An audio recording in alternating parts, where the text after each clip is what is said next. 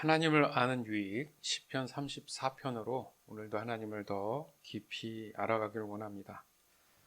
신앙에 있어서 믿음을 말할 때 늘 우리가 대표적으로 다루는 인물이 있죠. 떠오르는 인물 아브라함을 항상 예를 듭니다. 하나님을 아는 유익과 믿음이 무슨 관계가 있느냐 이렇게 생각할 수 있어요. 왜냐하면 믿음의 주체가 하나님이시기 때문에 그렇습니다. 그러나 때론 사람들은 자신들의 어떤 행위나 노력의 분량을 믿음의 분량으로 측정하는 그런 경우들이 있기 때문에 그렇다는 얘기죠. 즉 아브라함을 우리가 믿음의 조상이다 이렇게 한 이유가 정확하게 어떤 의미를 가지고 있는지, 그것이 하나님을 아는 유익과 어떤 관계가 있는지 이것을 명확하게 우리가 깨달을 필요가 있다는 얘기입니다. 아브라함 같은 경우에는 하나님을 전혀 몰랐어요. 그죠? 전혀 모르는 상태에서 하나님께서 그를 찾아오신 겁니다. 그러니까 대부분의 사람들이 먼저 하나님을 찾는 게 아니라 하나님이 언제나 먼저 사람을 찾으셨다는 것을 분명히 성경을 통해 우리는 확인할 수 있습니다. 이것은 사람의 구원을 향한 하나님의 전적인 은혜다. 이것을 하나님께서 설명하기 위하신 거예요. 그런 측면에서 아브라함 또한 처음부터 하나님을 알고 믿음을 갖기로 작정을 해서 본인의 신앙이 성장해 나간 그런 모습이 전혀 아니라는 거예요. 사실 지금도 마찬가지고 더 많아졌을 수도 있지만은 셀 수 없는 정말 수많은 사람들이 섬기는 우상들이요 차고 넘칩니다. 아브라함 당시에도 심각할 정도로 굉장히 많았어요.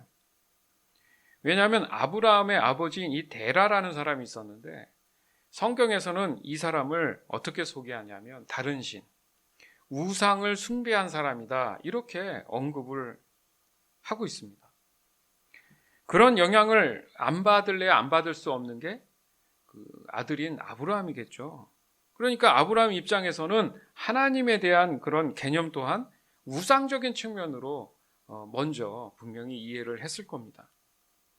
더욱이 완전히 우상 숭배에 젖어 있는 그런 집안에 하나님이 찾아오셨고 복의 근원이 될지어다.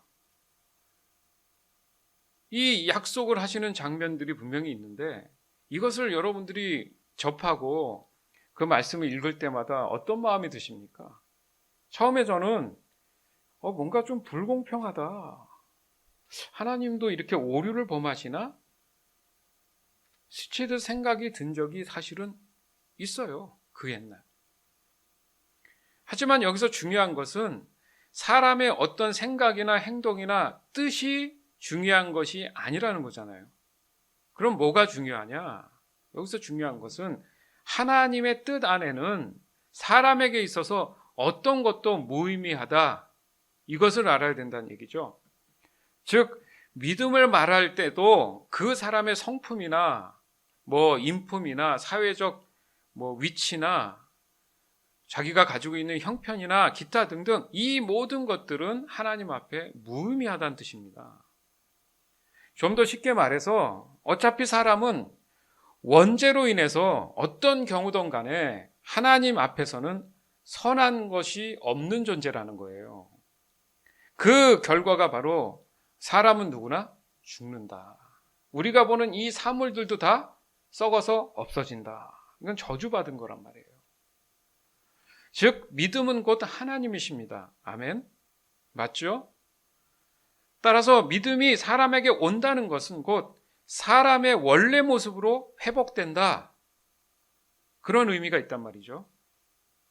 그 회복으로 인해서 사람은 누구나 죽을 수밖에 없었던 그런 모습들이 사라지고 다시 이제 사람의 본연의 모습인 하나님과의 영생함을 누리게 된다. 이거 아닙니까? 그죠? 그 문제는 성경에 보면 믿음의 분량 이라는 말씀이 쓰여 있어요.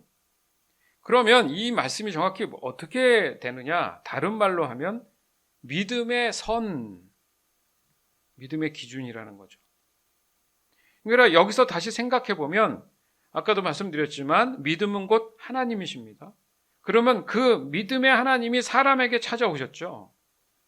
그리고 그 사람은 그 믿음이 있음을 알게 된 거예요.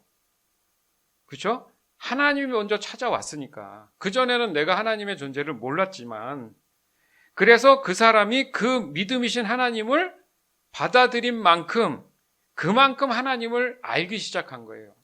그러니까 애시당초 내가 회개함으로 구원받은 그 첫 출발선에 있을 때는 하나님을 내가 그만큼만 안 거예요. 갑자기 하나님에 대해서 다 알게 되는 게 아니라는 거죠. 자, 여기서 다시 아브라함으로 돌아가서 이 진리를 한번 대입해 보자는 거예요. 아브라함은 하나님의 첫 만남 당시에 그의 육신의 아버지였던 데라가 죽었습니다. 그게 이제 창세기 11장의 끝에 나오고 12장 넘어가면서 이제 하나님이 아브라함을 찾아오는 장면이 본격적으로 나와요. 그러다 보니까 아브라함이 갑작스럽게 그 많은 식솔들을 책임져야 될 그런 상황이 생겼죠. 그렇지 않습니까? 대식구를 챙긴다는 그 책임감, 그게 굉장히 크잖아요. 부담감이. 그렇다고 어느 어두운 곳에 이렇게 정착해 있는 것도 아니고, 그 불완전한 그런 상황 속에서 계속 바라보던 아버지가 돌아가시고, 그래서 어찌할 바를 모를 때에 하나님이 아브라함을 찾아오신 겁니다. 그런 상황에서 어쨌든 아브라함 입장에서는 어떤 방향으로 어떻게 가야 하지? 이걸 어떻게 해결해서 나갈 수 있을까? 뭐 이런 생각들을 했을 때에 뭔가 마음에 들려오는 그런 느낌들, 그래서 마치 그게 방향이 잡힌 듯 의지할 수 있는 그런 방법에 대한 선택이 될 수 있다는 거죠. 왜 이런 생각들을 하고 또 아브라함이 이런 판단을 했느냐라는 그런 증거로 자신의 아내를 친여동생이라고 얘기해서 속인 거죠. 그것도 2번씩이나 다른 나라의 왕의 침실로 보냅니다. 지금 같으면 여러분 어때요? 이건 사람도 아니라고 하지 않겠습니까? 왜 그랬느냐? 그 이유가 하나님보다는 눈앞에 보이는 사람을 더 두려워했기 때문에 그렇다는 얘기죠. 그러니까 첫 번째 경우에도 하나님이 직접 나서셔가지고 그 왕에게 나타나신 거죠. 그래서 감히 어떤 행동도 못하게 하셨어요.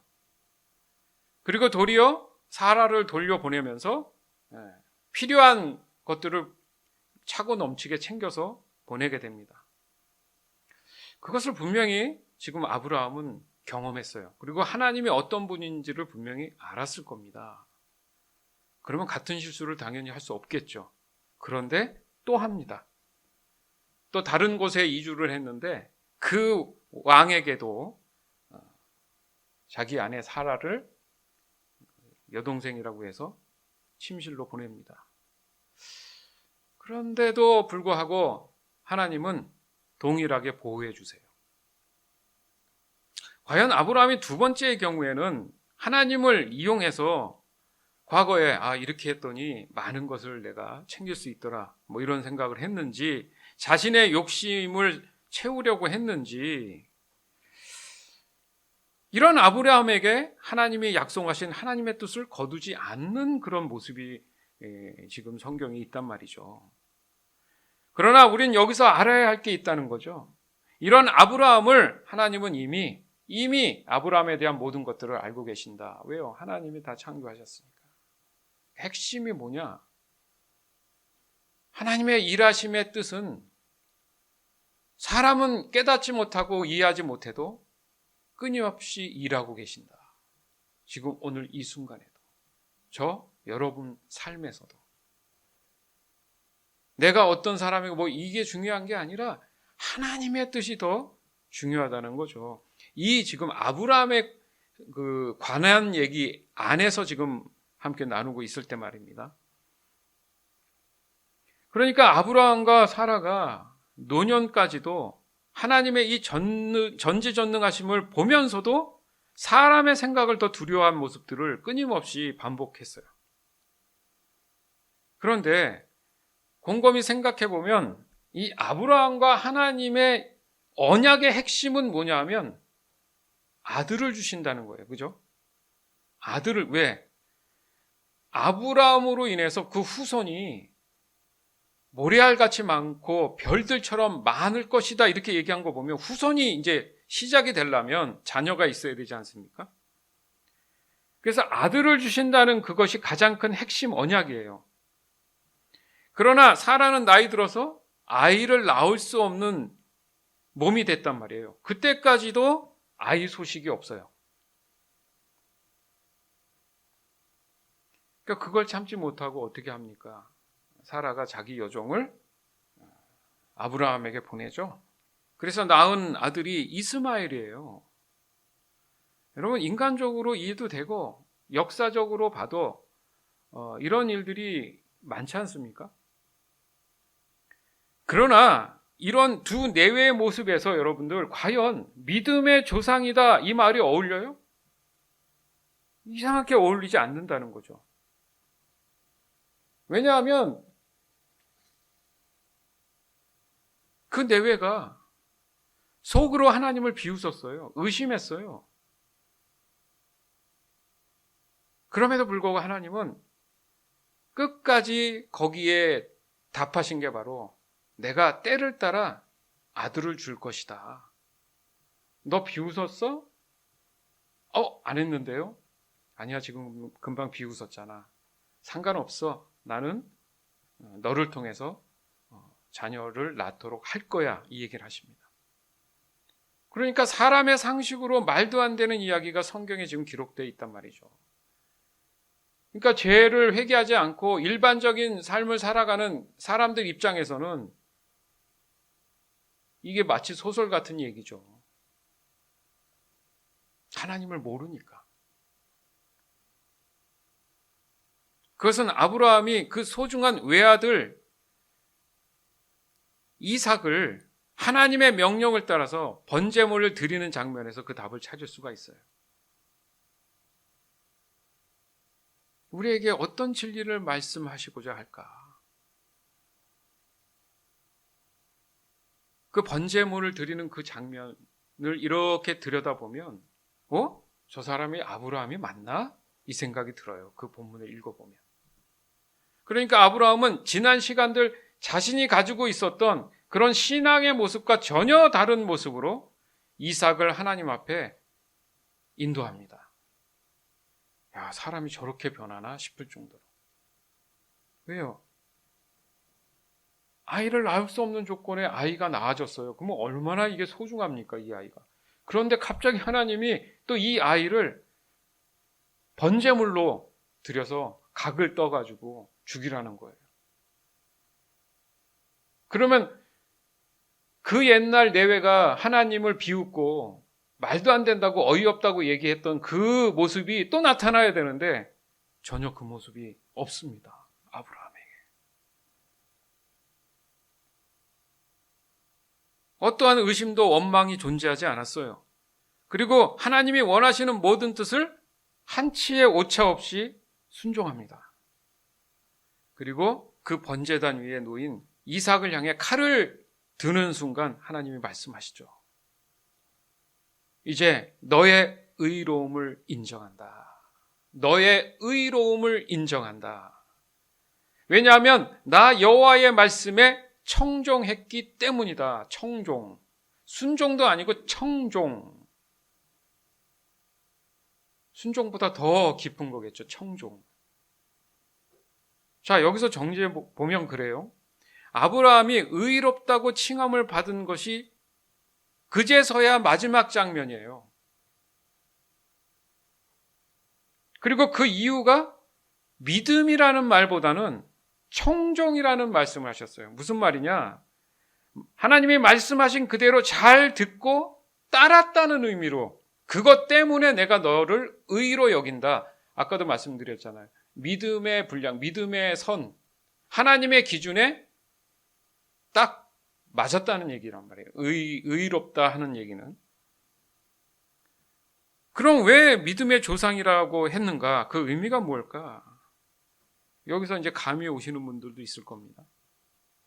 그러니까 아브라함에게 약속하신 것의 큰 그림을 보는 거예요.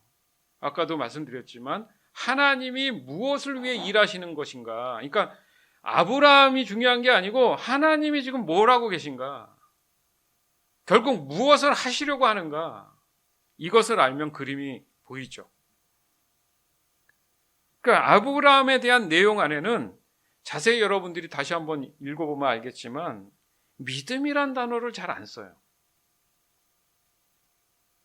그러나 자주 등장하는 말이 있는데 복의 근원, 이런 말씀을 많이 강조하십니다. 즉 믿음으로 찾아오신 하나님은 사람에게 복으로 삶을 살도록 하신다, 이렇게 정리가 된다는 거죠. 그러니까 믿음은 사람보다는 하나님과 관련이 있는 거고 복은 사람에게 관련이 있다는 얘기죠. 다시 말해서 세상을 믿음으로 창조하신 하나님이시잖아요. 그 하나님이 계시고 창조된 그 믿음 안에는 사람이 살아가야 하는 복된 삶이 존재한다, 이겁니다. 정리가 되시죠?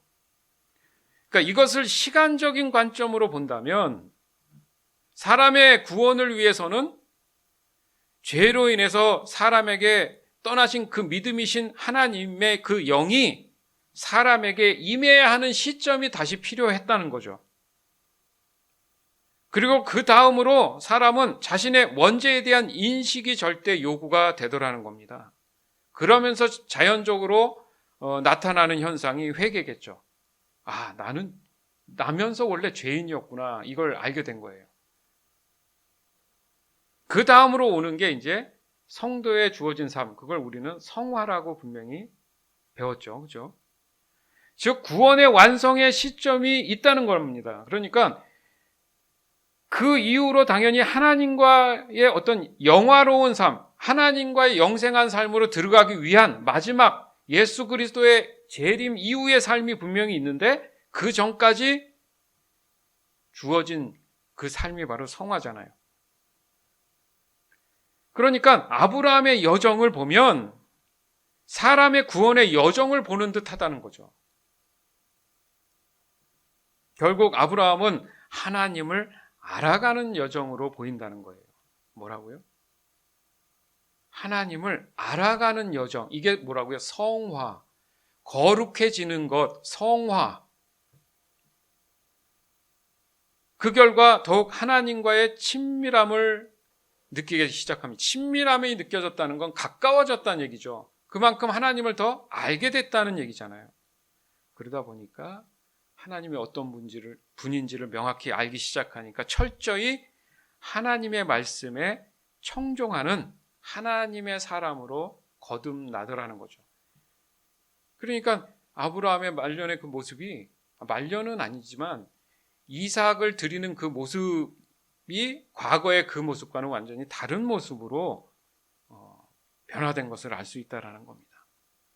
그러면 여기서 생각해 볼 수 있는 게, 출산하지 못하는 사라에게 하나님이 아들을 주신다는 것은 뭔가? 우리가 더 큰 그림으로 하나님의 목적은 예수님을 이 땅에 보내시는 거잖아요. 그랬죠? 바로 예수 그리스도의 탄생을 통해서 이 의문이 해결되더라는 거죠. 예수님은 어떻게 태어나셨어요? 성령으로 태어나셨죠. 그렇지만 육신의 아버지는 있었어요, 없었어요? 있었죠. 그러면 그냥 그 육신의 아버지를 통해서 나오면 되는데 왜 굳이 성령으로 태어나죠? 그냥 마리아 혼자 성령으로 태어나면 되는데. 중요한 진리가 여기 있습니다. 그러니까 사라가 그 태가 멈춘 것은 육신의 태를 그냥 하나님께서 거두신 거예요. 사망이죠. 거기에 새롭게 하나님의 영으로, 성령으로 이삭을 주신 거예요. 결코 사람의 씨가 아닌 하나님의 성령으로 주셨다는 의미가 바로 죄와의 구별, 거룩성을 설명하시기 위한 거라는 거죠. 즉 죄를 정결케 하실 수 있는 그 능력을 보여주시는 유일하신 복음의 절대 권능자 되신 하나님에 대한 말씀을 하신 겁니다. 그래서 아브라함이나 사라가 하나님 어떻게 우리가 나이 들어서 나요 했을 때 그 한 줄에 다음 한 줄에 하나님께서 말씀하시는 게 나는 못할 게 없느니라 이렇게 말씀하세요. 그 말씀은 그냥 이삭을 하나의 인물이 태어나는 얘기를 하신 게 아니라 사람을 구원할 수 있다. 오직 내가 유일한 하나님이다. 이 말씀을 하신 거예요. 따라서 하나님을 아는 유익은 결국 확실한 영생을 보장받는 사람에게 있어서 가장 복된 상급이 된다는 거예요. 그래서 아브라함한테 너는 복의 근원이 될지어다 이렇게 말씀하신 거예요. 그럼 지금 우리에게 절실한 게 뭘까? 어떻게 하면 더욱 하나님 말씀을 철저히 아브라함처럼 결과적으로 청종할 수 있는 믿음의 성숙이 이루어질까? 이게 가장 절실한 거 아닙니까? 그러니까 믿음이신 하나님의 영이 내 안에 없다면 그렇잖아요. 어떤 경우든 청종은 일어나지 않아요. 늘 갈등하고 의심하고 그렇지 않겠습니까? 흔들리고 때론 시험에 들고. 그러니까 우리에게 있는 이 가능성은 어떻게든 하나님 말씀을 마음에서 놓지 않는 거다. 항상 그래서 이 얘기를 반복하는 거잖아요. 그럼 이걸 다른 말로 어떻게 하느냐? 이것을 고난이라는 얘기를 하는 거예요. 그래서 이 고난이 더욱 하나님을 아는 것에 도움을 주더라는 겁니다. 그러니까 오늘 본문 우리 시편 34편도 이 다윗이 고백하는 내용이거든요. 왜냐하면 다윗이 이 하나님을 찬양하는 그 장면이 여러분 성경에 위에 보면 34편에 이렇게 설명이 나와 있죠. 언제 이 시를 썼는지가 나와요. 그죠? 그 블레셋에 잡혀갔다가 정신이 이상한 행동을 해가지고 겨우 살아나는 그런 장면이 있어요. 다윗이. 그 다음에 하나님께 이제 찬양하는 겁니다. 이 장면. 그러니까 어떻게든 삶의 현장에서 벌어지는 수많은 이 죄에 대한 노출 속에 살아가잖아요. 그리고 환경에 어려움들이 있습니다. 그 속에서도 믿음이신 하나님의 영을 놓지 않으려는 바로 이 몸부림을 늘 마음에서 성령께서 생각나게 하시고 그래서 그 입술로 고백하게 하시고 행동하게 하신다. 이게 딱 시스템적으로 이렇게 딱 세팅되어 있다는 얘기예요. 그래서 그 안에서 늘 하나님을 내가 알아야 된다는 그런 깨달음을 늘 내 마음에 되새기게 된다는 거죠. 시편 43편 1절에서 3절. 나는 언제나 여호와를 찬양하겠습니다. 내 입술에서 주님을 찬양하는 소리가 끊이지 않을 것입니다. 내 몸과 마음으로 여호와를 자랑할 것입니다.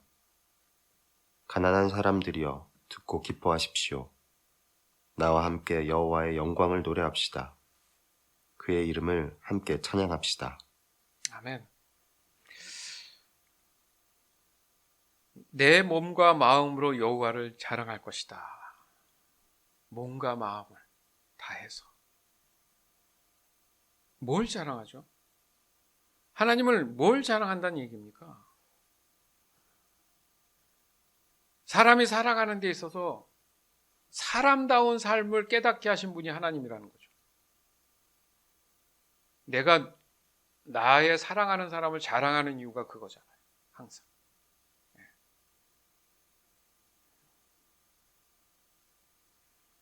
그러니까 그리스도인들 또한 어떻게 보면 삶 속에서 스스로의 자괴감에 빠지는 경우가 많아요. 그게 좀 더 심해지면 너무 낙심이 되니까 도리어 하나님을 떠날 준비를 하는 경우도 없겠습니까? 있을 수 있겠죠. 이 모든 것이 스스로의 시험이고 고난인 거예요. 그러니까 고난은 직접적인 현실로 다가오는 경우가 대부분이잖아요. 그럴 때마다 그 시험과 고난을 극복할 수 있느냐는 겁니다. 그 문제잖아요, 항상. 그죠, 지금? 그러니까 여기서도 언급할 수 있는 게 뭡니까? 믿음의 분량. 곧 하나님을 아는 만큼 같은 말이라는 거죠. 그러니까 결국 그 사람이 믿음의 분량만큼 하나님을 아는 만큼 시험이나 고난도 그만큼만 감당할 수 있다 이겁니다. 그렇기 때문에 고난을 감당하기 위해서 더 많은 고난, 더 심한 고난을 감당하기 위해서는 믿음의 분량이 늘어나야 된다는 의미로 얘기한다면 그건 내가 하나님을 아는 것 또한 늘어나야 된다는 얘기가 되잖아요. 그렇죠? 시편 34편 4절에서 10절. 내가 여호와를 찾아 도움을 청했더니 내게 대답하시고 내가 두려워하던 모든 것에서 나를 건지셨습니다. 주님을 바라보는 자의 얼굴은 빛이 나고 어떤 일이 있어도 부끄러움을 당하지 않을 것입니다. 이 불쌍한 사람이 여호와께 부르짖었더니 여호와께서 들으시고 모든 어려움에서 건져주셨습니다. 여호와의 천사들은 주님을 높이는 사람들 둘레에 진을 치고 그들을 구원하십니다. 여호와께서 얼마나 좋으신 분인지 살피고 맛보십시오. 그분께 피하는 사람은 복 있는 사람입니다. 너희 성도들이여 여호와를 높이며 두려워하십시오. 저를 높이며 두려워하는 사람들은 부족함이 없을 것입니다. 젊은 사자도 힘이 없고 배가 고플 때가 있지만 여호와를 찾는 자들은 갖가지 좋은 것들을 모두 얻게 됩니다. 아멘. 이게 우리에게는 현실적인 답인 거잖아요. 그죠? 내가 하나님을 알고 하나님과의 친밀함이 있어야지 도움을 요청할 줄도 아는 거예요. 그냥 막연하게 도와주세요 하는 거는 우상을 숭배하는 사람들도 똑같이 하는 거예요. 그거와 다릅니다. 그 결과가 뭐라고요? 하나님이 대답하신 내용이 뭐라고요? 내가 두려워했던 모든 것들을 에서 나를 건지십니다. 세상의 두려움을 사라지게 하시면 우리는 세상 사는데 전혀 문제가 되지 않아요. 왜요? 주님을 바라보는 사람들이기 때문에 어떤 일이 있어도 부끄러움을 당하지 않는다. 그거죠. 그리고 여호와께서 들으시고 모든 어려움에서 건져주신다. 어떻게 이게 가능한가?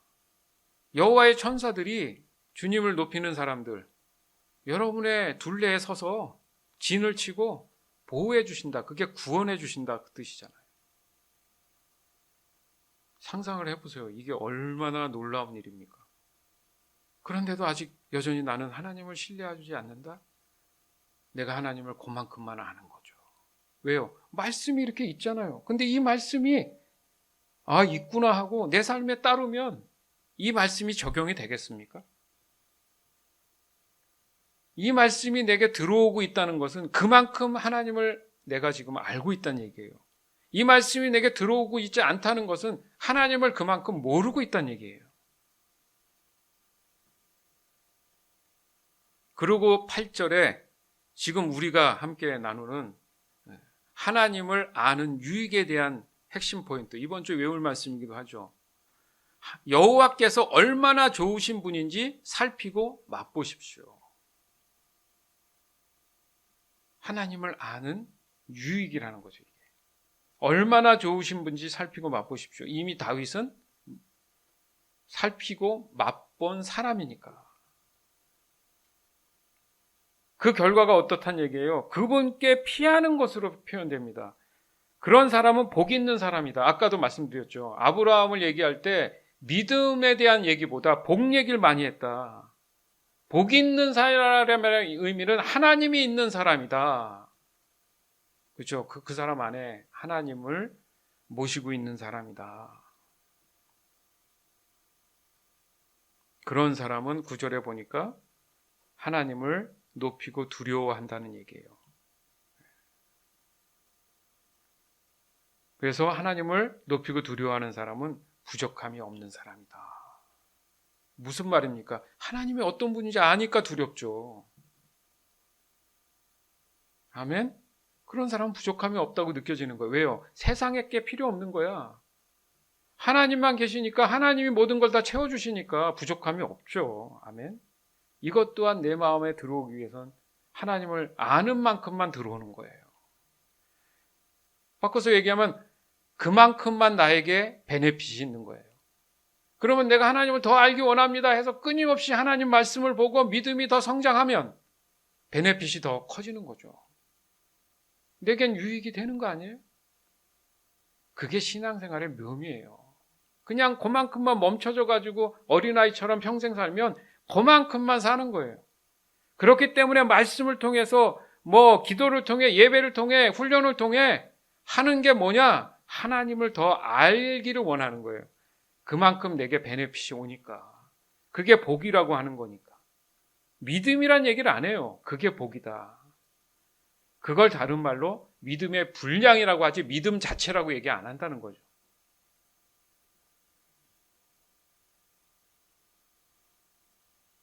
그래서 결과적으로 10절에 보니까 여호와를 찾는 자들은, 그러니까 찾는다는 의미가 알기 때문에 찾는 거예요. 모르면 안 찾습니다.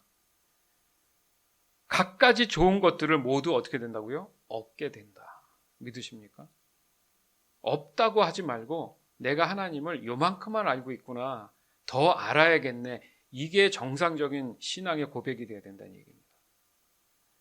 그냥 그때그때 필요한 것만 달라고 해서 채우려는 게 신앙은 어린애들.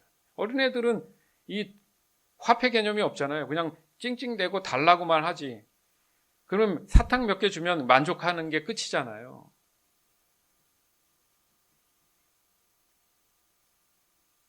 하나님이 얼마나 좋으신 분인지 살피고 맛보는 이것, 곧 하나님을 더욱 경험으로 아는 것에 대한 유익을 말씀하신다. 결국 하나님을 더욱 아는 사람은 그분께 속한 것이고 그게 바로 결과적으로 복의 근원에 속한 그런 사람이 된다. 이게 아브라함이잖아요. 그러니까 아브라함의 이 믿음의 여정과 동일하게 다윗도 그 삶의 내용은 좀 달라도 그 여정이 같아 보인다는 얘기입니다. 맞죠? 그러면 그들만 그러느냐? 아니죠. 저와 여러분도 마찬가지. 그런 여정을 지금 가고 있는 거예요. 지금 우리에게 한 가지 너무너무 감사한 사실은 그 당시에 이 아브라함이나 다윗과 완전히 다른 게 뭐냐 하면 하나님을 뭔가 더 새롭게 알아야 될 게 없다는 거예요. 성경을 안 보니까 하나님이 누군지 모르니까 뭔가 더 알아야 된다는 막연함만 갖고 있지. 왜요? 성경이 계속 쓰여지고 있는 게 아니라 이미 저렇게 66권으로 딱 세팅된 세월이 지금 얼마입니까? 더 이상은 하나님께서 그 이상은 말씀 안 하시고 계시잖아요. 그러면 이미 하나님에 대한 내용은 그 성경 안에, 그 외의 세상에는 없잖아요. 그 성경 안에 있기 때문에 저희가 매년 끊임없이 통독하는 것이고 매년 이 말씀을 근거로 나누는 거고 매년 필사를 하는 거고 쓸데없는 짓입니까? 같은 내용을 왜 이렇게 반복하죠? 하나님을 더 많이 알기 위해서. 작년하고 올해하고 같은 본문을 봤는데도 내가 깨달음이 깊어졌다는 건 1년 사이에 하나님을 그만큼 안 거예요. 그러면 난 너무 잘하고 있구나. 거기서 소망이 생기는 거예요. 감사하는 거예요. 그런데 세월이 갈수록 믿음이라고 얘기하면서 점점 하나님과의 관계가 쪼그라들면, 맨날 시험 들고 고난이 오면 이겨내지도 못하면 이 사람은 거꾸로 가는 거죠. 왜? 그 사람의 삶을 보면 하나님 말씀을 점점 안 보기 시작해요. 기도도 안 해요. 예배할 때도 하나님을 향한 설레임도 없어요. 그거는 자기 스스로 진단할 수 있죠.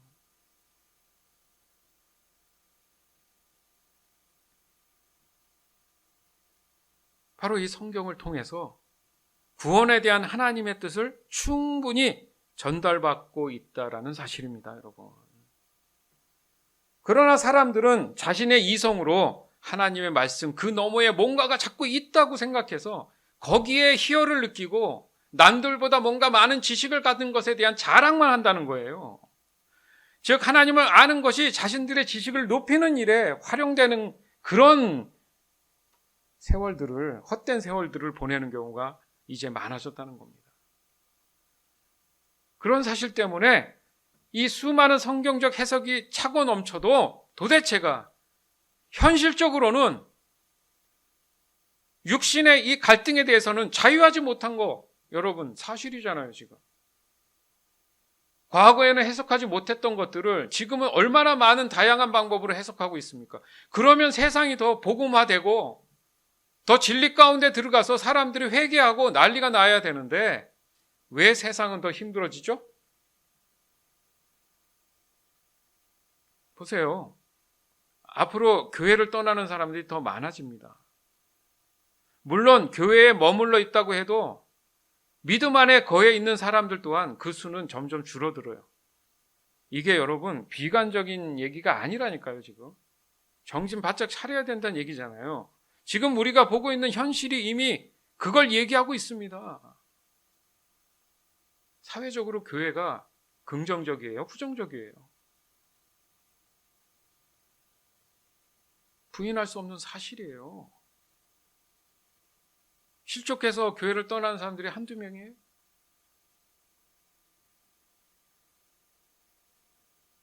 그래서 그리스도인에게 고난은 곧 믿음이신 하나님의 영이 함께하고 계시다는 그 증거가 된다는 그런 성경의 말씀이 있는 거예요. 그런 이유로 꼭 복음과 함께 고난을 받는 것이 믿음에 속한 사람에게는 유익이 된다고 말씀하신 거예요. 정확히 이 말씀이 있습니다. 복음과 함께 고난을 받으라. 이것이 너희에게 믿음의 유익이 된다. 따라서 믿음으로 사는 사람에게 있어서 가장 큰 핵심은 지금 현실적인 핵심은 성화입니다. 성화. 지금 우리는 그 길을 가고 있어요. 이 성화의 시간을 어떻게 보내느냐에 따라서 그 사람이 예수님의 재림 때 그 앞에 섰을 때 구원의 완성도가 보이는 겁니다. 믿음으로 살아간다는 이 말씀이 곧 하나님으로 살아간다는 이 말씀이듯이 구원의 완성에 그 시간이 주어진다는 것 또한 우리는 현실적으로 부정할 수 없어요. 즉 구원의 전적인 은혜가 있다면 그 은혜를 알고 하나님 말씀을 늘 청정하려는 믿음에 속한 자세 또한 우리가 하나님 앞에 보여줘야 된다는 얘기예요. 여기서 보여준다는 의미가 내가 뭔가 한다는 게 아니라 성령을 철저히 의지해야 된다는 얘기와 같은 말인 거죠. 시편 34편 11절에서 22절. 젊은이들이여 이리 와서 내 말을 들어보십시오. 여호와를 높이고 두려워하는 방법을 가르쳐 주겠습니다. 즐거운 날을 보내고 행복하게 오래 살고 싶으면 이 말을 잘 들어야 할 것입니다. 먼저 여러분은 나쁜 말을 하지 말고 거짓말을 하지 말아야 합니다. 나쁜 길에서 돌아서서 착하게 살고 평화를 사랑하고 이웃과 사이좋게 지내야 합니다. 여호와는 의로운 사람들을 보고 계시며 그들이 부르짖는 소리에 귀를 기울이십니다. 그러나 여호와는 악한 짓을 하는 사람들을 불쾌하게 여기시고 사람들의 기억에서 그들의 이름을 지워버립니다. 의로운 사람들이 부르짖을 때에 여호와께서 들으시고 모든 어려움으로부터 그들을 건지십니다. 여호와는 마음이 상한 사람 곁에 계시고 낙심한 사람들을 붙들어 주십니다. 의로운 사람에게도 어려움이 많을 수 있습니다. 그러나 여호와께서 모든 어려움에서 구해주실 것입니다. 여호와께서 그들의 뼈마디 하나도 꺾이지 않게 완전하게 지켜주실 것입니다. 악한 자들은 자기들이 저지른 악 때문에 죽을 것이고 의로운 사람을 미워하는 자들은 반드시 벌을 받게 될 것입니다. 그러나 여호와는 자기 종들의 목숨을 구해주시니 주께 피하는 사람은 누구든 형벌을 받지 않을 것입니다. 아멘. 아까도 말씀드렸지만 성경에 분명히 이 내용들이 있다고 얘기했잖아요. 그래서 이 다윗도 분명히 밝히잖아요. 젊은이들이요, 이리 와서 내 말 좀 들어봐. 그러니까 본인이 아는 하나님에 대해서 설명하는데, 예? 하나님을 높이고 두려워하는 방법을 알려주겠다. 자, 여기 있지 않습니까? 여러분들 방법 되게 궁금해 하잖아요. 어떻게 살아야 됩니까? 근데 성경을 이렇게 늘 같이 묵상한 기회가 돼서 이렇게 나눌 때 보면 있잖아요. 방법을 알려주겠다. 굉장히 반가운 말 아닙니까? 눈이 동그래지죠? 그러면서 사람들이 가장 원하는 게 뭐죠? 12절에 즐거운 날을 보내고 행복하게 오래 살고 싶으면 이 말을 그냥이 아니라 잘 들어야 할 겁니다. 그러면서 첫 번째, 먼저 나쁜 말을 하지 마세요. 먼저가 뭐라고? 첫 번째가? 네. 두 번째는 거짓말 하지 마세요. 다윗은 경험한 거예요. 제일 첫 번째 걸림돌이 나쁜 말 하는 거, 거짓말 하는 거였다는 거죠. 그래서 여러분들 2022년도 목표를 삼으신 게 다 소망이 있겠지만 다시는 어떤 것도 부정적인 얘기 안 하기, 그리고 다른 사람 평가나 정죄하지 안 하기, 나에게 어렵고 힘든 일을 주더라도 내 입술로는 부정적인 얘기 안 하기. 왜냐하면 그게 나쁜 말이에요. 그러니까 내가 잘못을 떠나서 내 입에서 나쁜 말이 나오는 건 안 좋은 거란 얘기예요. 왜냐하면 반대로 얘기하면은 그건 즐거운 날을 보낼 수 없고 행복할 수 없고 오래 살 수 없다라는 말이니까. 그러니까 의도적으로 해야 되는데 나쁜 길로 가는 걸 돌아서고 착하게 살고 평화를 사랑하고 이웃과 사이좋게 지내는 방법은 내가 부정적인 얘기를 안 해야 가능하죠. 여러분, 이 말씀 안에 분명히 그렇게 말씀하시는 거예요. 그러니까 사람은 원래 죄인으로 태어났어요. 내가 구원받지 않은 사람이라면 다 죄인인 거야. 그러니까 그 사람들이 행동하는 거는 죄인답게 행동을 하는 거기 때문에 내가 아무리 얘기한다고 해도 그게 바뀌지 않는다는, 그렇기 때문에 그 사람들한테 복음을 증거하라는 얘기잖아요. 그리고 중요한 거는 하나님은 그 죄인 악인은 관심이 없어요. 15절에 보니까 하나님은 의로운 사람을 보고 계신다. 그래서 그들의 부르짖는 소리에 귀를 기울이신다 이거예요. 근데 나는 하나님을 찾지 않고 하나님을 알기 원하지도 않고 맨날 부정적인 얘기나 하고 교회는 다니는 거 맞는데 도대체 저 사람은 교회를 다니는 사람이야 아니야 정도로 헷갈릴 정도로 세상 사람하고 똑같이 하면 하나님이 그 부르짖는 소리를 듣겠습니까? 왜요? 의로운 사람만 하나님이 보시니까. 그래서 16절에 보니까 걱정하지 말란 얘기예요. 악한 짓을 하는 사람은 하나님이 불쾌히 여기시기 때문에 사람들의 그 기억에서 그들의 이름을 지워버리신다. 하나님이 하신다는 거예요. 그러나 의로운 사람들이 부르짖을 때는 하나님께서 들어주시고 모든 어려움으로부터 그들을 어떻게 한다고요? 건져주신다. 이거 원하는 거 아닙니까? 분명히 다윗이 얘기하잖아요. 방법을 알려주겠다고. 그건 방법대로 하는 게 청종인 거예요. 근데 왜 청종이 안 되고 그것을 내가 직접 적용을 못 하느냐? 아까도 말씀드린 하나님을 그만큼만 아는 거예요. 그걸 믿음의 성장, 성숙이다. 똑같은 말이죠. 하나님을 더 많이 알게 됐다.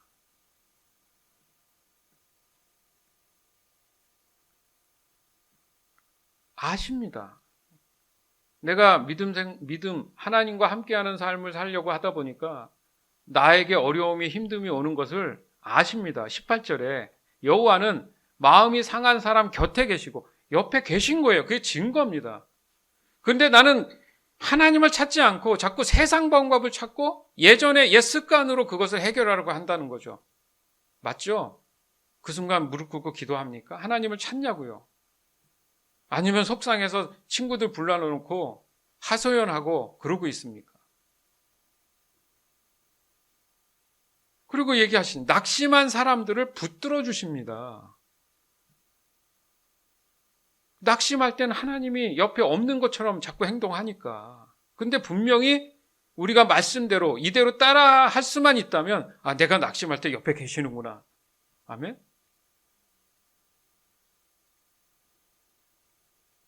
그러면서 19절에 분명히 얘기하잖아요. 의로운 사람에게도 뭐가 많이 올 수 있다고요? 어려움이 많을 수도 있다 얘기하시잖아요.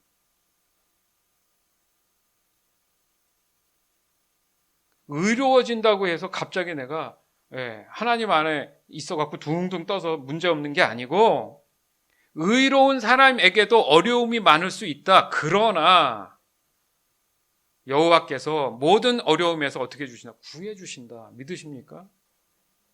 이 말씀 붙잡으라는 거예요. 그러니까 내 입술에 어떻게든 뭐가 나오려 그러면 입을 때리든가 뭘 해서 안 돼.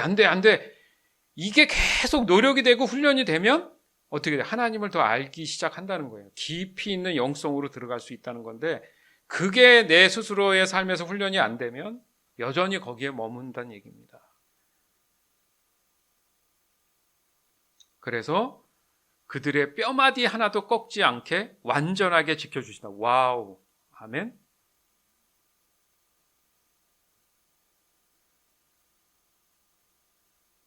악한 자들은 자기들이 저지른 악 때문에 죽을 것이다. 그러니까 나도 알아서 죽어요. 내가 뭘 하지 않아도 내 입술만 더러워질 필요가 없다는 얘기입니다. 목사님, 그게 쉬운 일이 아닌 거예요. 아니, 쉬운 일이 아니기 때문에 고난인 거예요. 그런데 고난을 받으라 하잖아요. 무슨 말입니까? 하나님을 더 깊이 알기 위한 그게 해법이라잖아요. 그러면 해야죠. 해봐야죠. 그러면 항상 즐거움으로 살고 행복하게 살고 장수하며 살 수 있다면 할만하지 않습니까? 그러나 의로운 사람을 미워하는 자는 또한 반드시 벌을 받게 된다. 맞죠? 내가 굳이 안 해도 내가 의롭게 살려고 하나님과의 관계에서 그렇게 하려고 하면서도 고난을 받게 하고 나를 힘들게 한다? 굳이 저 사람에서 얘기 안 해도 하나님이 하신다잖아요. 반드시 그것도 반드시 벌을 받게 될 것이다. 저의 경우도 많이 봤어요. 이것은 조심스러운 거죠. 이거 이렇게 얘기하면 좀 그렇지만 때로는 믿음 안에서 또 목회자로서 부르심을 받아서 이 자리에 이렇게 순종하고 있지만 때로는 어떻게 보면 제 마음을 아프게 했던 그런 경우들에 대해서는 제가 굳이 어떤 평가를 안 하더라도 들려지는 얘기들이 있어요. 거기에 내가 하나님의 이 살아계심과 두려움을 느낀다고요.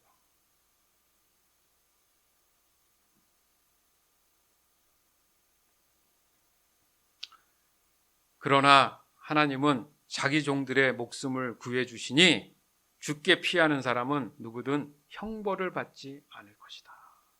아멘. 주 안에서 사랑하는 여러분, 그러니까 하나님을 아는 유익은 믿음 안에 속해 있는 사람 안에 바로 이 거룩함에 대한 것으로 인해서 하나님과 더 가까워지더라는 겁니다. 그게 유익이죠. 또 하나님을 아는 유익은 바로 믿음에 속한 사람의 영을 더욱더 깨끗하게 맑게 해주신다는 거예요. 그러면 하나님이 더 잘 보이겠죠. 잘 느껴지겠죠. 그러면 하나님을 더 알아가게 되는 거죠. 그리고 하나님을 아는 이 유익은 하나님을 더욱 사랑하게 됩니다. 하나님을 더 깊이 알아가니까 사랑이 더 깊어지겠죠. 그리고 하나님을 아는 유익은 더욱 하나님에 대한 열정이 일어납니다. 적극적으로 하나님의 일들에 참여하게 된다는 얘기죠. 하나님을 아는 유익은 사람을 두려워하지 않고 세상의 모든 불완전함 이 모든 것에서 자유하게 된다는 거예요. 시간이 갈수록 그 자유함이 여유가 생긴다는 얘기죠. 그리고 마지막으로 하나님을 아는 유익은 언제나 그 마음에 진정한 기쁨이 샘솟고 차고 넘친다는 거예요. 이것은 내 스스로가 아니라 마음 안에 샘처럼 올라온다고 성경은 말씀하세요. 그건 성령께서 그 기쁨을 주시니까. 이 모든 것이 하나님께서 사람을 구원하시고자 하는 본질적인 뜻이구나. 따라서 우리 모두는 다시 한번 하나님을 아는 것에 더욱 자신을 드리는 것을 쉬지 말아야 합니다. 멈추면 안 돼요. 우리 마음 안에 계신 믿음이신 하나님의 영이 오늘 이 귀한 말씀을 통해서 또 이 말씀처럼 하나님의 말씀을 늘 청종하는 그런 신실한 모습으로 날마다 하나님을 더욱 깊이 알아가는 저와 여러분이 되기를 주 예수 그리스도의 이름으로 간절히 축원합니다. 아멘.